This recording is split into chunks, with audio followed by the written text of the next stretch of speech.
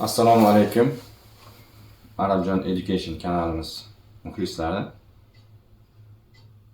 Darsimizga xush kelibsiz. Bugun 5-darsimiz.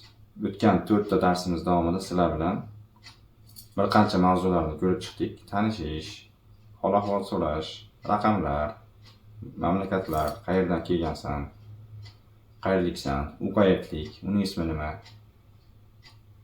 kabi so'z va iboralarni, jumlalarni ishlatishni o'rgandik. Bugun sizlar bilan yana shu oxirgi mavzuyimizni davom ettiramiz.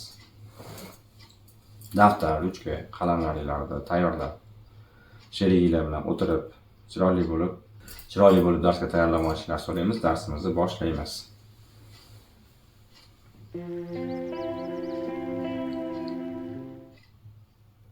Bugungi darsimizda asosan ko'proq mashq ishlaymiz.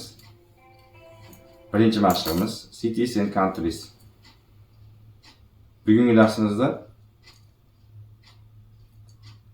birinchi o'rganadigan ma'lumotlarimiz cities and countries, shaharlar.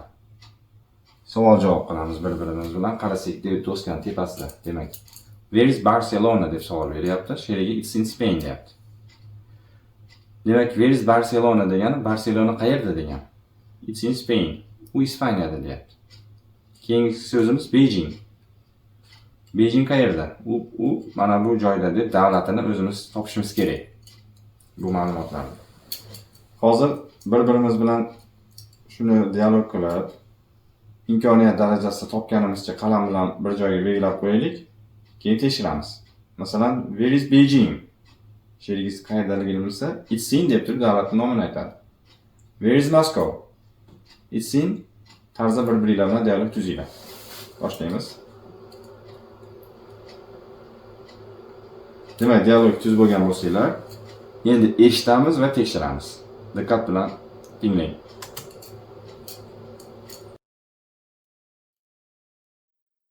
Where's Barcelona? It's in Spain. Where's Beijing? It's in China. Where's Moscow? It's in Russia. Where's Cairo? It's in Egypt. Where's Los Angeles? It's in the United States. Where's Sao Paulo? It's in Brazil. Where's Sydney? It's in Australia. Where's Tokyo? It's in Japan. Where's Budapest? It's in Hungary. Where's London? It's in England. Demak, e'tibor beringlar. Bu shaharlarda aytilishiga ham. Shahar, mamlakatlar bir-biriga yaqin. Masalan, aytilgani bilan biz Rossiya deymiz. Ular nima deyotgan? Ingliz tilida Russia. Bir-biriga yaqin bo'lgani bilan bir xil emas. Hech qachon siz Rossiya desangiz, ular tushunmaydi. Russiani Russia deyishimiz kerak. O'zining nomi bor. Shunga o'xshab mana shaharga e'tibor beringlar. Budapest shahrini biz Budapest deymiz, ular ham Budapest deydi ekan, lekin yozilishda Budapest yozilyapti. Ya'ni buni Budapest deb talaffuz qilishimiz kerak. S yozilsa ham sh talaffuz qilishimiz. San Paulo ham xuddi shunaqa. Sao Paulo yozilyapti. San Paulo o'qilyapti. San Paulo tarzda. Neni aytmasdan o'tib ketyapti. San Paulo. Beijing, Cairo. Bu shahar nomlarini shunaqa qilib, 10 ta qilib, 5 ta qilib, butun yer yuzidagi shaharlarni o'rganamiz ingliz tilida. Shuning uchun buni e'tiborsiz qoldirmanglar. Albatta buni daftarga ko'chirib yozib olinglar. Ko'chirib yozib olgan bo'lsanglar, pauzani bosib darsimizni davom etamiz. Sherigimiz bilan ishlaydigan joyga keldik endi. Qaranglar. Rasmda Xitoy millatiga mansub ayol ko'ryapmiz va uni eng tepadagi berilgan ma'lumot uning ismi hisoblanadi, pastdagi u qayerdanligi.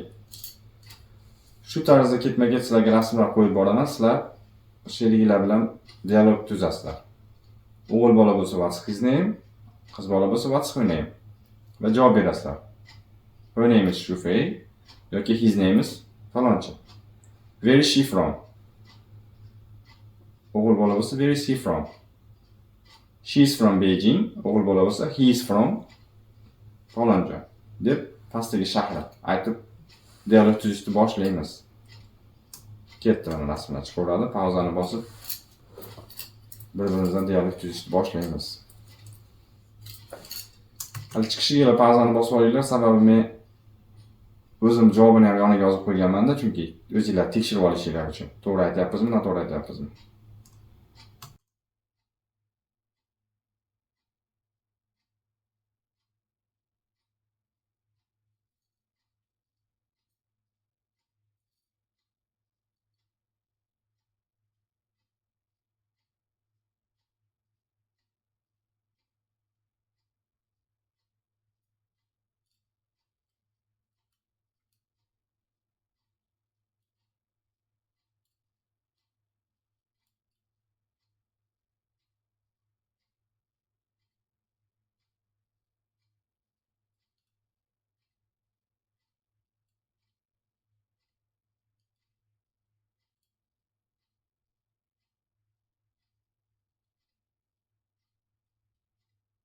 Demak, mashqimizni bajarib va tekshirib bo'lgan bo'lsak, endi o'zingizlar masalan, rasmda birorta sheriklar ko'rsatib so'raysizlar. What's his name? Sizlar ikkovlarni taniydigan sheriklar yoki birorta mashhur insonni ko'rsatasizlar. Keyin sherigingiz javob beradi. His name is falonchi. Where is he from? He is from Italy. Masalan, kimni misol keltirsak bo'ladi? Aytaylik, Elon Musk. What's his name? His name is Musk. Where is he from? He is from the United States. Shu tarzda dialog tuzinglar birga ikkovlar. 3 ta misollar keltirib dialog tuzinglar, yaxshilab ishlanglar. Demak, dialoglar tuzib bo'lgan bo'lsanglar, darsimizni davom etamiz.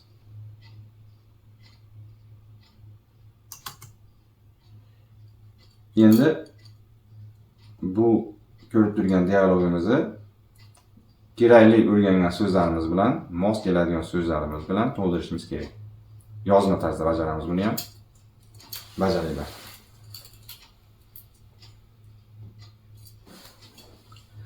Bajarib bo'lgan bo'lsanglar, eshitib tekshiramiz. Hello, I'm Rosalie. What's your name? My name's Bruno. Hello, Bruno. Where are you from? I'm from Brazil. Where are you from? Oh, I'm from Brazil too. I'm from São Paulo. Really? I'm from São Paulo too. Oh, nice to meet you, Bruno. Men litseyda ishlagan paytim mana shu dialogni bolalarga dars o'zida yodlab aytishni buyurardim. Sizlar ham iloji bo'lsa mana shuni instinovka qilib bir-birlarini ishlanglar kitobga qaramasdan. Nima sizlarga ism familiyasi ma'lum?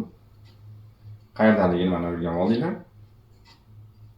Nima qilyapti? Birinchi o'zining ismini aytib, uning ismini so'rayapti, u ham o'zining ismini aytayapti va qayerdanligini so'rayapti. Va u qayerdanligini aytayapti. Va undan ham so'rayapti. Shu tarzda ba'zi bitta so'zlar farq qilishi mumkin, lekin shunaqa dialog tuzinglar hozir bir-birlar bilan. Shu dialogni og'zak mashq qilib bajaringlar. Kitobga qaramasdan, daftarga. Bajarib bo'lgan bo'lsanglar, endi keyingi mashqimizga o'tamiz.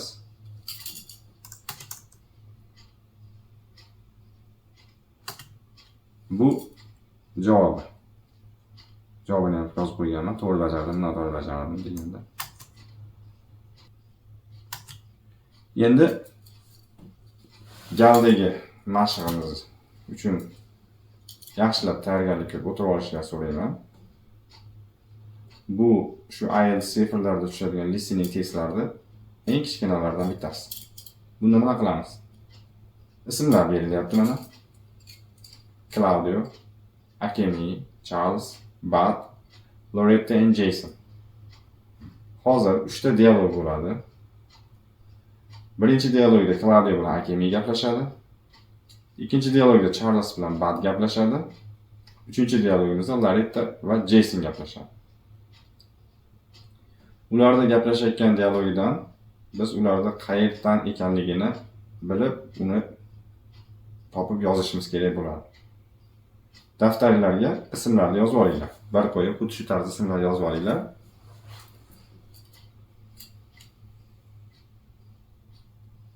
Yozib bo'lgan bo'lsanglar, endi men type skriptini qo'yaman, sizlar eshitib bajarasizlar.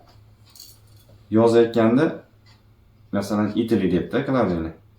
Italy degan bo'lsa, sizlar boshqa davlatini o'zingizlar biladigan qilib bosh harfini 3 tasini yozib qo'ysanglar bo'lardi, ulgurmasanglar. Chunki qachon buni yozaman deganingizcha, o'sha keyingisiga o'tib ketib qolishi mumkin, masalan. Sizlarga kichkinagina podskasta. Eshitib bo'lgandan keyin sekin to'ldirib oxirigacha yozib qo'yaverasiz.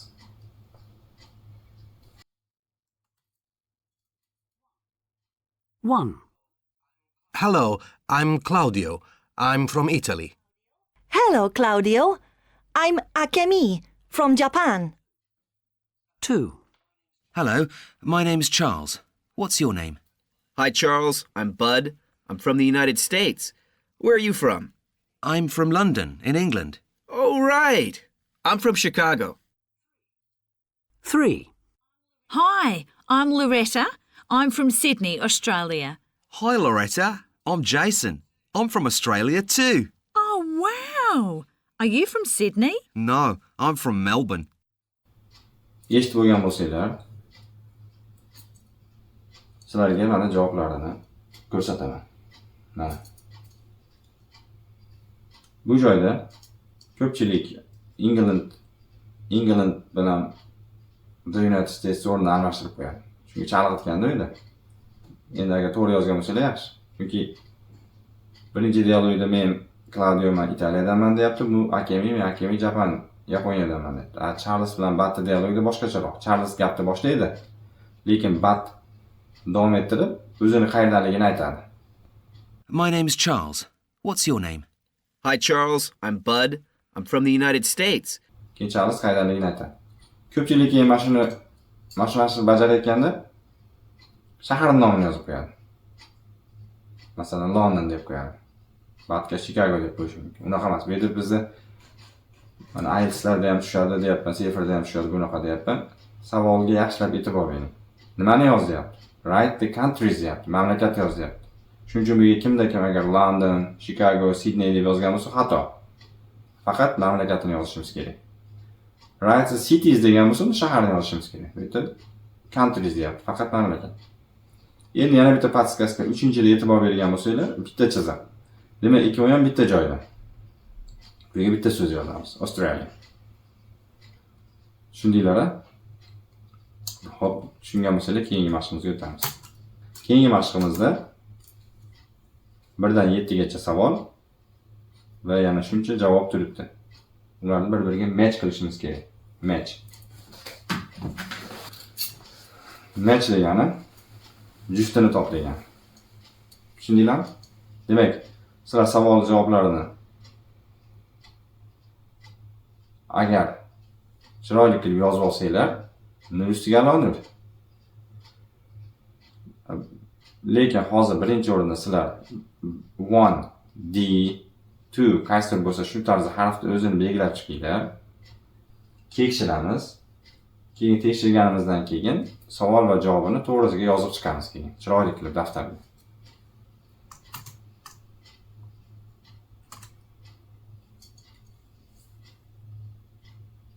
Demak, match qilamiz.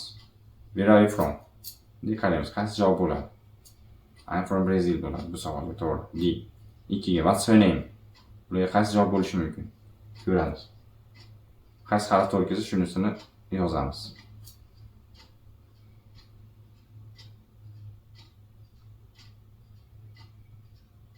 Yozib bo'lgan bo'lsanglar, tekshiramiz. Eshitib tekshiramiz endi. Hozir tepsiga qo'yaman. Yaxshilab eshitib, javoblar to'g'ri-noto'g'riligini tekshirib chiqinglar. Questions and answers. 1. Where are you from? I'm from Brazil. 2. What's her name? Her name's Tatiana. 3. What's his name? His name's Bruno. 4. Where's he from? He's from Sao Paulo. 5. What's this in English? It's a computer. 6. How are you?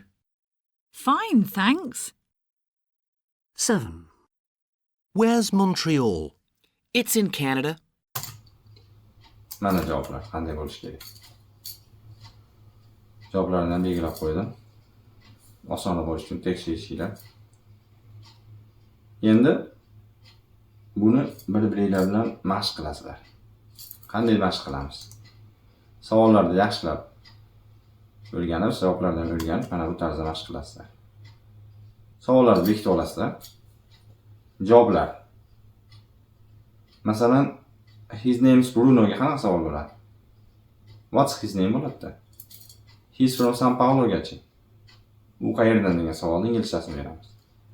Shuna qilib, birinchi o'zingizlardagi savollarni topishga harakat qilinglar. Uni mashq qilgandan keyin bu tomonini bekitamiz. Bu tomonni bekitib javob topishga harakat qilamiz. Where are you from? Nima deganida? Qaydanman deganida. Shuni eslab, xuddi shu dialog mashqimizda berilgan ma'lumotlarni beramiz. Bu bizni eslab qolish, yodlash qobiliyatimizni rivojlantiradi. Shu tarzda bekitib, savollarga javoblarni topinglar. Shuna qilib mashq bajaringlar.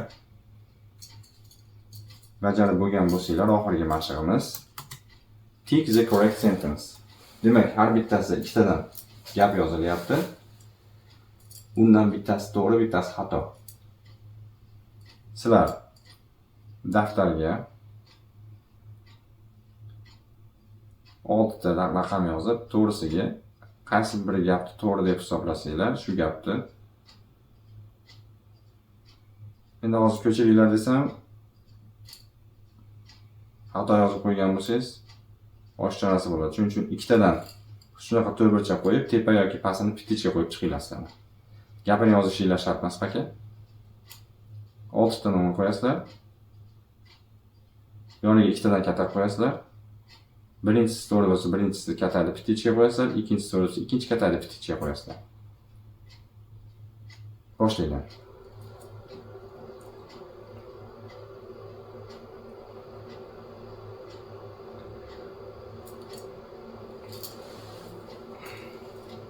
Ba'zani bosib bajarasizlarni uzoq kuta olmayman. Bajarib bo'lgan bo'lsanglar tekshiramiz.